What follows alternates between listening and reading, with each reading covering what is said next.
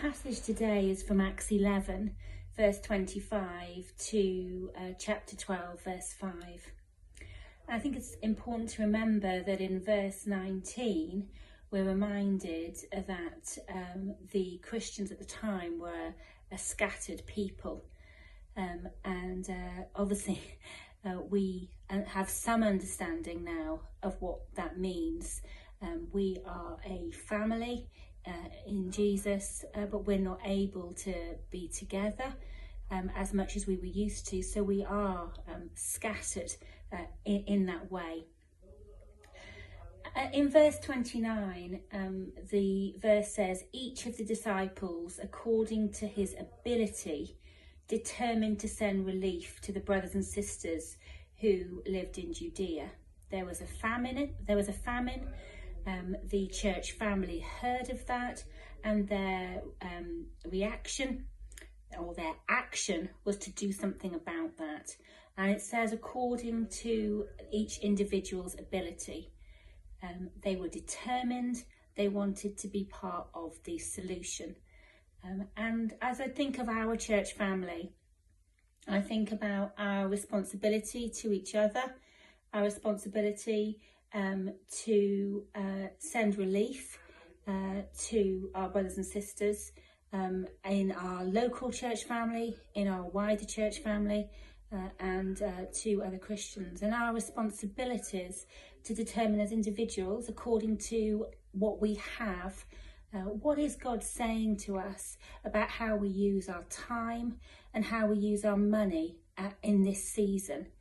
And I just really felt that God would want us as individuals to have a think about that, to have a think about how we're using our money. For some of us in our local church family, we may be struggling. People may be out of work, people may be furloughed, but there may be others of us that have plenty, that are in plenty because coffee shops are shut. There's not many leisure activities going on. And is God stirring our hearts to determine to be the relief to others, either locally, nationally, internationally? I really feel that God is wanting to speak to us as individuals on that, and for us to take action. So spend some time with God today, asking if he's saying anything to you through that verse. The next section then talks about Peter being in prison, and then it says, but the church was praying fervently to God for him. We've been having daily prayer meetings now since mid-March, and for some of us, it was, I remember back in March, and knowing it was 7:30 was a really good point in the day where we knew something was happening. It was a bit of a marker for us.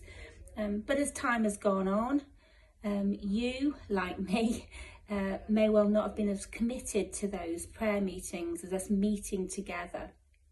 And this passage has just really reminded me that as a church family, that we can fervently be praying for each other and for our world. And fervently means to be very enthusiastic or passionate with great intensity. And for me, as I read this section of today's reading, I really felt that God was asking me to commit to those prayer meetings.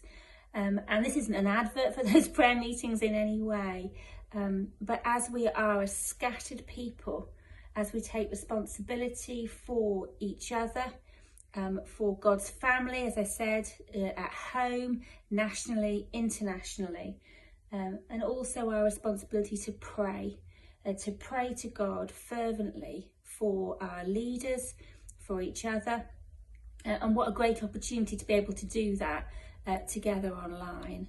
So my challenges to you today are to think about if God's saying something to you about whether you can relieve the pressure, either time-wise or financially, for others, And are you praying fervently for God's family?